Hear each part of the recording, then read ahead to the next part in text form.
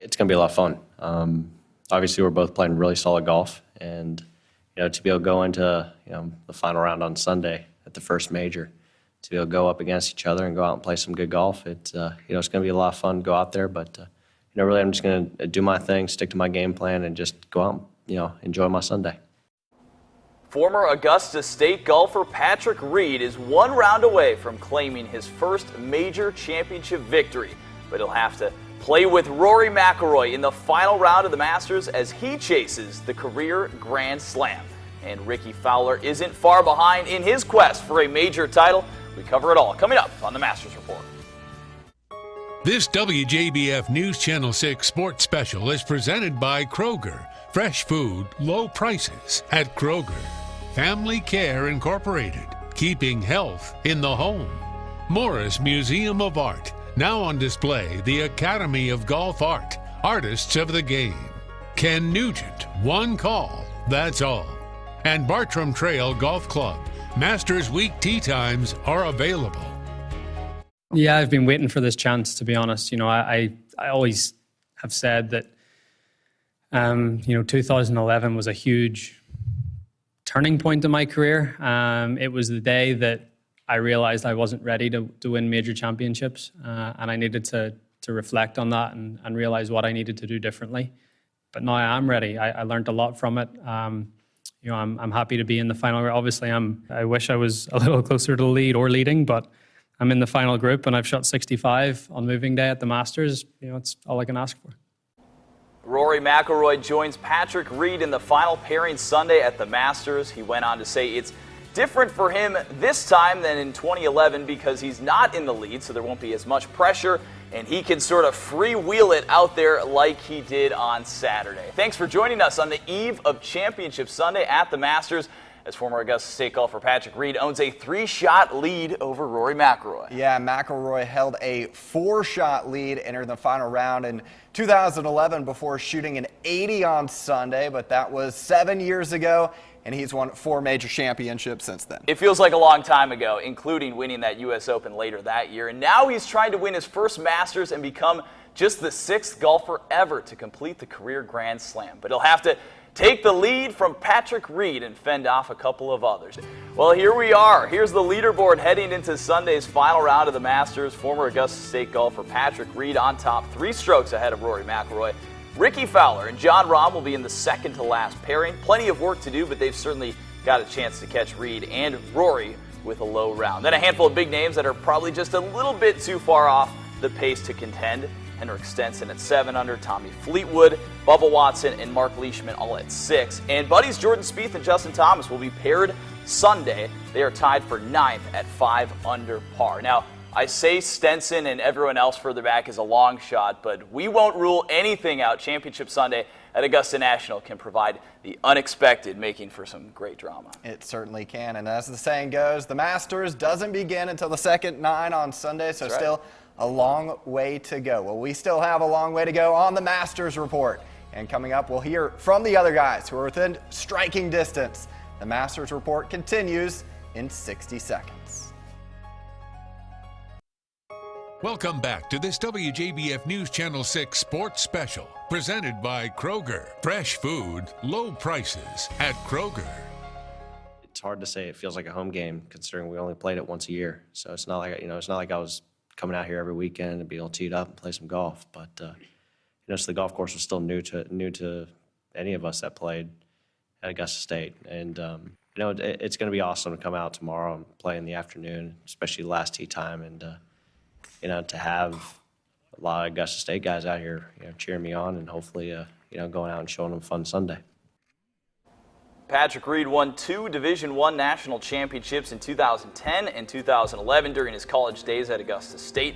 And now, less than 5 miles from ASU's home course, Forest Hills, Reed is leading the Masters, just 1 round away from slipping on the green jacket. And not only is Reed chasing his first major victory, but he's on the cusp of making Masters history as well.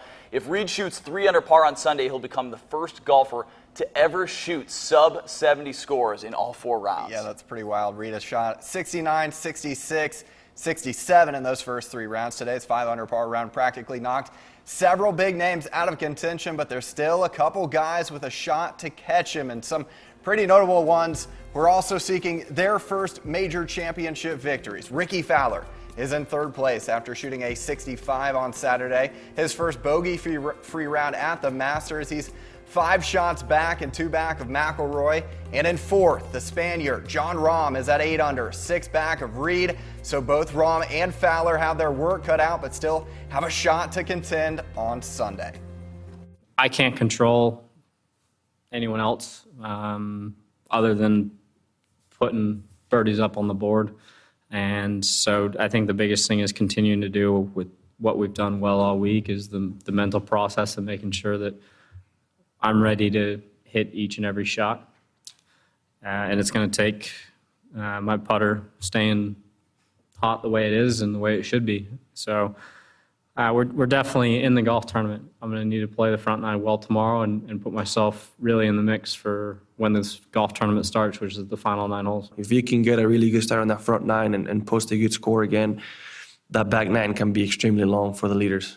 We know what can happen on that back nine on Sunday. It's happened many times when a big lead disappears or even gets cut down. So, hopefully I'm one of those who plays good tomorrow and has a chance. You never quite know what's going to happen on the second 9 Sunday. Rahm, Fowler, McIlroy all have a good chance to catch Reed. After that, it's Henrik Stenson. He's 7 shots back, and 3 golfers are 8 back. Yeah, so those guys would include Bubba Watson, Mark Leishman, and Tommy Fleetwood. And 8 shots is a lot to overcome. Many remember Greg Norman losing a 6-stroke 54-hole lead to Nick Faldo in 1996. But the largest Masters comeback on the final day was 8 strokes by Jack Burke in 1956. So highly unlikely, but not impossible. You're telling me there's a chance. So I'm telling you there's a chance. So if not for Reed's 5 under par round, those guys at 7 and 6 under would maybe have a more realistic shot. Here's how they're feeling after their third rounds. Gosh, I pulled about 4 shots today. They cost me a little bit, but birdieing some of the other holes that are tough, especially when the weather's like it is right now. We got lucky the first about 12 holes without any water, so it was nice. Yeah, it's definitely frustrating. The first couple of days I could have gotten away with it. 2 under would have been a good score, but today it's just not going to make up much ground, especially with the guys on top of the leaderboard that obviously playing well and being softer conditions. But, it is what it is. There's nothing I can really do about it now.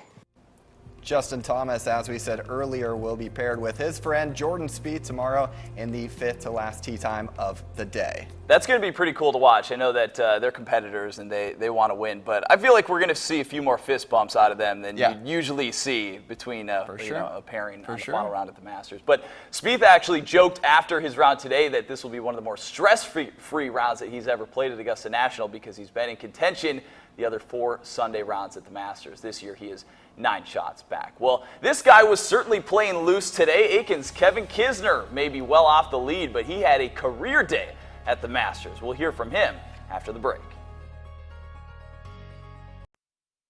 Welcome back to this WJBF News Channel 6 Sports Special, presented by Kroger. Fresh food, low prices at Kroger. Aiken, South Carolina's Kevin Kisner told us he expected to contend in this year's Masters, which did not happen, but he did shoot his personal best round at the Masters on Saturday. Kisner shooting a 3 under 69, bringing him back to even par in 21st place. Well, welcome back, Zach. You and I followed Kisner through his second 9 today, and although he's made the cut in all 3 of the Masters, it was nice to see him navigate the back of the course as well as he ever has during Masters week. Yeah, his previous best was a 35 on the second 9. Today he shot a 34 and was definitely pleased with how he played on Saturday. I've shot a lot of low rounds here playing with friends, but haven't shot anything low in the tournament. So it was nice to get that monkey off my back. And I hit a lot of good shots. My only bogey of the day, I hit the flagstick and came out and off the green, made bogey. So I hit it great. Had a chance to shoot 4, 5, 6 under, which I needed to do, and it was a fun day. Kisner said the goal is to shoot a 5 or 6 under tomorrow, try to get into the top 10. He tees off at 12:40 p.m. Well, Kisner's best Masters finish was his debut in 2016 when he tied for 37th place. Yeah, and he's tied for 21st right now, so he's definitely in position for his best Masters finish yet. We are certainly not finished yet, neither are these two who only began a new chapter in their lives Saturday at the Masters. That's next on the Masters Report. Welcome back to this WJBF News Channel 6 Sports Special, presented by Kroger. Fresh food, low prices at Kroger. That was the hardest. It was raining all day was when I hit my second shot on 13, and I probably should. I rushed it a little bit. I probably shouldn't have hit when I did. But yeah, I wasn't too comfortable over it. But thankfully I made 5 from it and I was able to move on. Rory McIlroy was able to salvage a par after going long over the green and into the azaleas on 13, which was huge to keep him within just 3 strokes of leader Patrick Reed entering Sunday's final round. So that wasn't one of his better shots, but I was pretty fortunate to get to witness one of his best shots of the day, that eagle on 8, and that was one of the loudest roars that I've heard at Augusta National. There's nothing quite like the roars at Augusta National when you're standing across the course and you just hear this explosion and you're like, what just happened? Then you see it on the scoreboard. It's a really cool feeling. But usually you're not there. Usually you hear the roar on the other side. You're like, man, who was that? What happened? So to be there for one of those. Just a genuine, wow. The way that I described it too is like normally when you're, even a birdie, it's like you get a good clap, a good cheer, but this was like people are legitimately screaming and high-fiving like they're at a football game for 5 minutes, and it's like, okay, we got to settle down. Yeah, for sure. Well, anyways, back to the weather, which didn't affect play as much as we expected it to today, and actually it kind of helped some scores. Really, it softened up the greens. Yeah, 3 players shot 7 under 65, so that overnight rain was definitely beneficial for the players. Kevin Kisner had described the greens as picnic tables on Friday, but today said he was having a difficult time getting the ball to even roll to the pin when it hit the green. Yeah, the weather also, though, didn't dampen the spirits of a local couple who experienced the joy of a life-changing moment at Augusta National. In this sea of umbrellas, rain, ponchos, and gloomy weather, there was a small break in the clouds today that caused lots of smiles as 2 people start their lives together. Andrew Doolittle and Taylor Carpenter grew up in Aiken County. I always lived in North Augusta. She's more from the Graniteville area. Andrew says he first noticed Taylor in the cafeteria at Midland Valley High. I was a sophomore, she was a freshman. That's when he decided he had to get to know her. I messaged her on Twitter actually, and got her number. And I was really interested in just kind of sparks flew from there. During their 4 years together, the high school sweethearts have shared proms, football games, holidays, and multiple Masters tournaments. They've even worked together here at Augusta National. So the Masters is a pretty special place for us. So I wanted to ask you, will you marry me?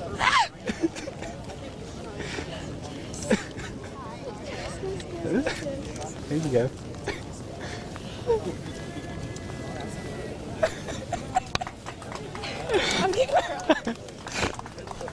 There you go.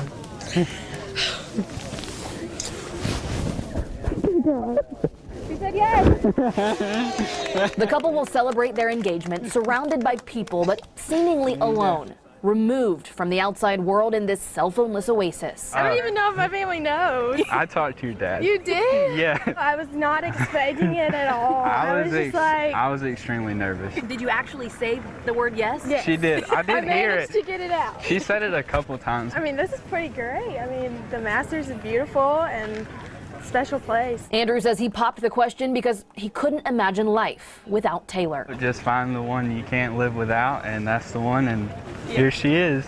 I'm gonna blush. Reporting from the 2018 Masters at Augusta National Golf Club, Ashley Osborne, WJBF News Channel 6.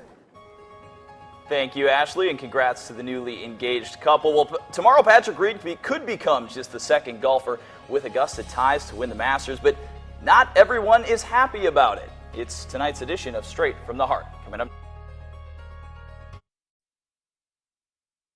Welcome back to this WJBF News Channel 6 Sports Special, presented by Kroger. Fresh food, low prices at Kroger. Here are the final 4 groups, and the only players within 8 shots of the lead. 8 is the most shots anyone has ever overcome to win in the final round. Bubba Watson and Mark Leishman teeing off at 210. And then Tommy Fleetwood and Henrik Stenson at 220. And then finally, Jon Rahm and Rickie Fowler, each seeking their first major championship victory. They tee off together at 230. p.m. And then it's Rory McIlroy going for the career Grand Slam, and Patrick Reed also going for his first major championship victory. So a lot at stake. Have to love that going into the final round of the Masters. Well, the 54-hole leader played his college golf just 3 miles from Augusta National Golf Club. But not everyone wants to see Patrick Reed put on the green jacket tomorrow evening. It's time for the Saturday edition of Straight from the Heart. Augusta, I guess it's about time we had to talk about Patrick Reed. It should be a great story, but on the course, online, and in the press building, there seem to be some, shall we say, mixed emotions about the possibility of the former Augusta State University golfer winning a green jacket tomorrow. The reason? Unanswered questions about both his past and his present. Reed led what was then Augusta State to back-to-back NCAA championships in 2010 and 2011. But he was only at ASU because he'd been dismissed from the University of Georgia golf team. The reason for that is still the subject of some debate. He says it had to do with 2 alcohol-related incidents. You can Google what his former teammates there have to say. There have also been accusations from former teammates at Augusta State. After Friday's round, Reed was asked about his time at ASU. You know, when I was coming to Augusta State, the coach always preached to me that we just need one more really good player. You know, because they had Henrik and they had, some solid play, some solid probably 3 and 4 or 5 guys, but they needed that one extra spark. That's probably not going in the recruiting brochure. We also know Reed has been estranged from his parents and sister since leaving Augusta State. He has never spoken publicly about it, but again, Google his sister Hannah, and you can certainly get her side. All of which has combined to paint Reed as something of golf's villain. He was even asked tonight why so many people are so openly rooting against him. Why don't you ask him? I mean, I have no idea, and honestly, I don't really care what people say on Twitter or what they say, if they're cheering for me or not cheering for me.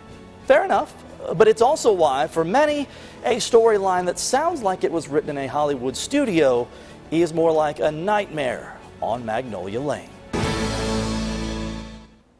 It's interesting how convoluted the Patrick Reed storyline is, but if you got to give him credit for one thing, he's ambivalent about it, really. He's like, whatever, I go out and I play golf, and I think he really does not care, and if anything, he might feed a little bit off of some of the hate that he gets. He played really, really well today. When a lot of people thought he was going to maybe fall off, no one's ever shot 4 rounds in the 60s today, moving day, maybe a 70, a 73. And of course, he hasn't historically played all that well either. Exactly. Very impressive. 5 career PGA Tour victories for Reed, the former Augusta State golfer. No major victories, and he hasn't actually won on tour since 2016. But he can change all of that tomorrow night and slip on the green jacket. He's got a 3-stroke lead on Rory McIlroy. Who will win the green jacket? We don't know. We hope there's plenty of drama, though, tomorrow to wrap it up. Regardless of who wins, we'll be here to celebrate the 82nd Masters champion. Join us then.